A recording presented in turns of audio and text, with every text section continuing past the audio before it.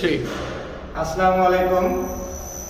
আপনারা সকলে জানেন বাংলাদেশে একটা মহামারী চলছে, দুর্যোগ চলছে।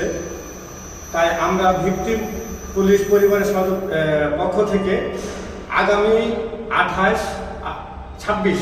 26 তারিখ বন্যার্থীদের মাঝে, অসহায়ের মাঝে আমরা ত্রাণ বিতরণ করব। ত্রাণ বিতরণের জন্য যাব।